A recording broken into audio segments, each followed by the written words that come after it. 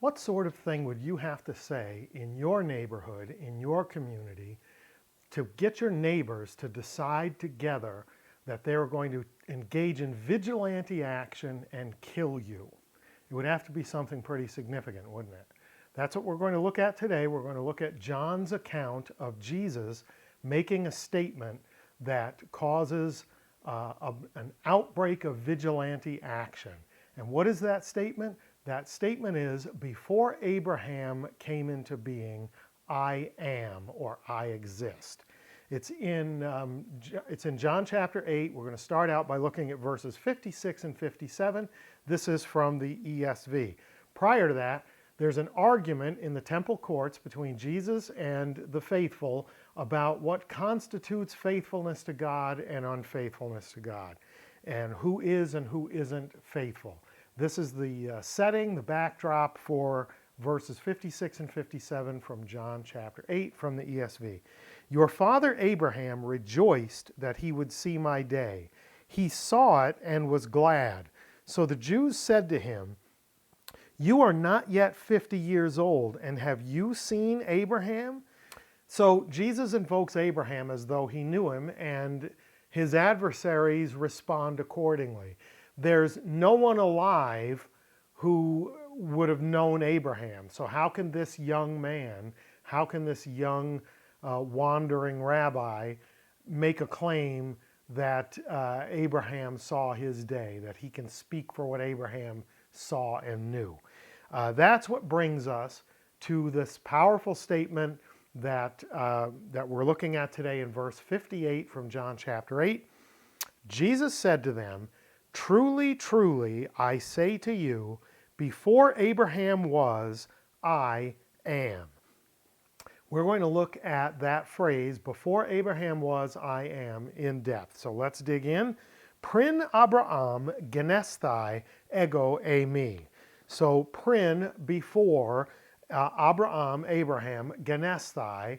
This is an adverbial infinitive from the verb ginomai.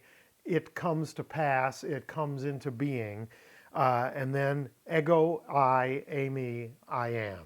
So it's this infinitive, genesthai, is an aorist infinitive, and it is the adverbial infinitive of subsequent time. What does that mean? That means that the action of the infinitive is subsequent to the action of the main verb. What's the main verb here? The main verb here is eimi. Ego eimi. I, ego, is the subject. Eimi is the verb. I am. I exist. That's the main verb. And so subsequent to that, how do we know that it's subsequent? Well, the prin tells us, prin Abraham genesthai, before Abraham came into being. So before that, eimi exists, because that's the main verb.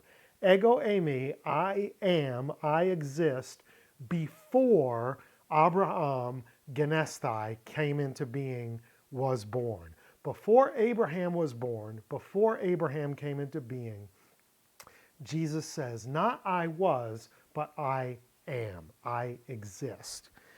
Pretty astonishing stuff. So if we reverse the order and put it chronologically, Jesus said to them, not I was before Abraham came into being, but I am before Abraham came into being, or before Abraham was born. The adverbial infinitive of subsequent time, genesthai. Interesting stuff. Now,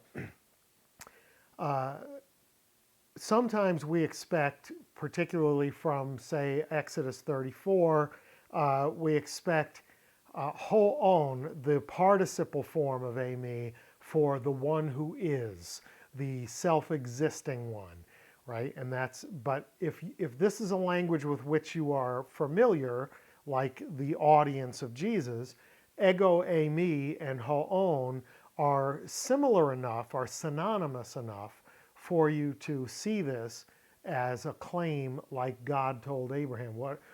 Who should I tell them sent me? Tell them the existing one sent you. Tell them that the I am sent you. So there's reason for us to connect the two. lexical, grammatical, contextual reason for us to connect the two. But there are people who have a theological bias against that connection.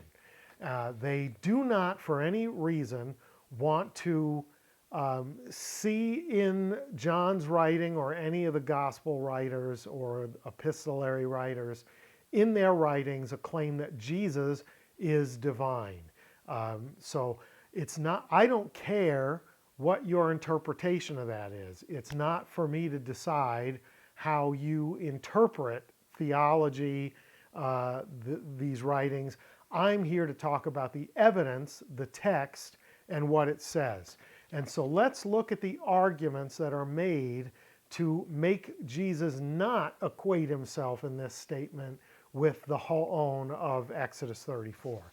Here's what they would say. They would say that ego eimi here, eimi specifically, is what is called a historic present.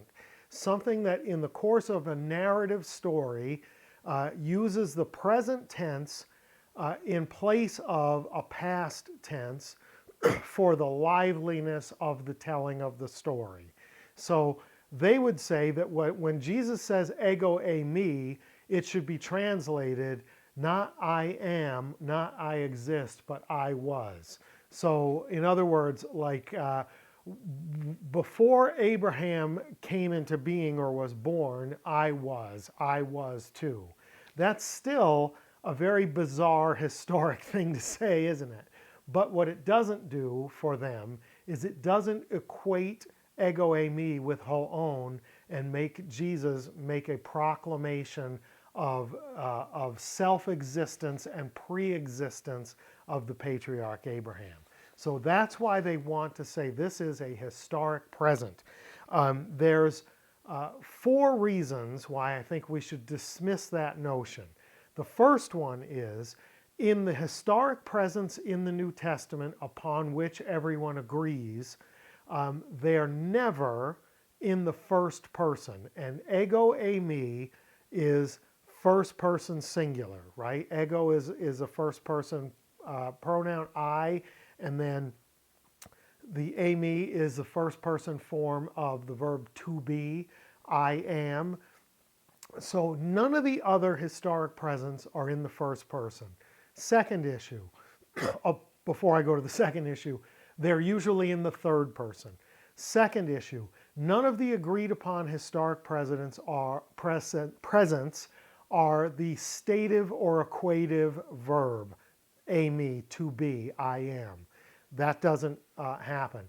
So what that means is, if this occurrence, ego eimi, is in fact a historic present, it's a unicorn. It's the only one of its kind in the New Testament text where it's a first person and it's a stative or equative verb in the historic present.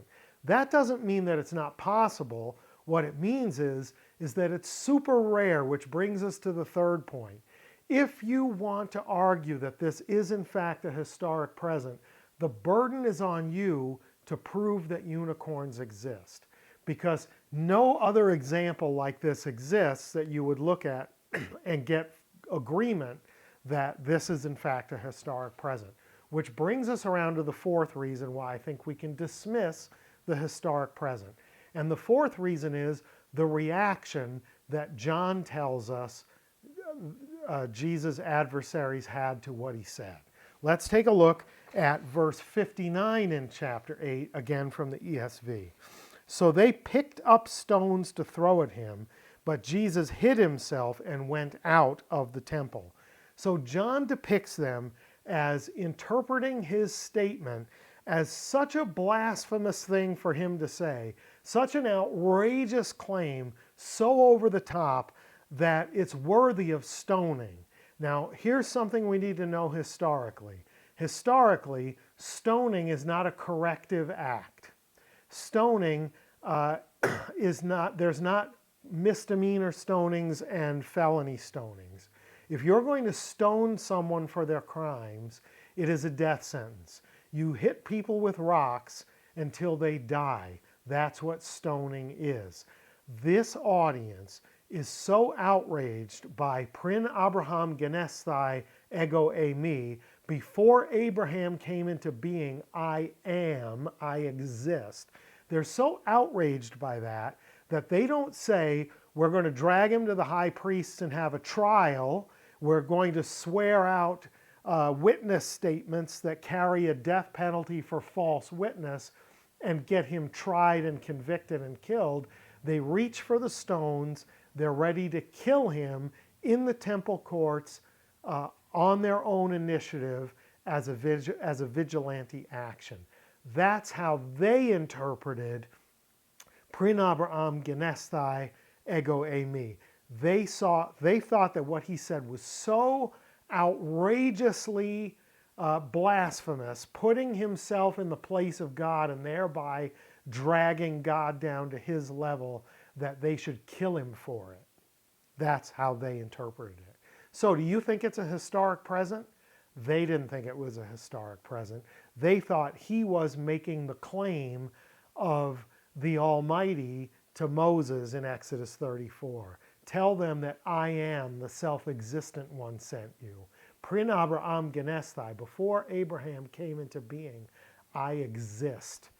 Not I existed, not I was, I am, I exist. Pretty powerful stuff, pretty potent stuff. So based on their reaction to what he said, and based on the grammatical evidence for historic presence, and based on the construction that John used to tell the story, the adverbial infinitive of subsequent time, where the birth of Abraham is subsequent to the existence of Jesus in Jesus' declaration, we cannot come away grammatically with any other conclusion than that Jesus was saying, before Abraham, the patriarch of all Jews, came into being, before his birth, I exist. I am. Tell them I am sent you. Do with that what you will theologically, but grammatically, and examining the text and looking at it in its context, that seems to me to be what Jesus said. I hope that was good for you. If it was, you know what to do. And until next time, Charis Kai Rene Humit, grace and peace to you.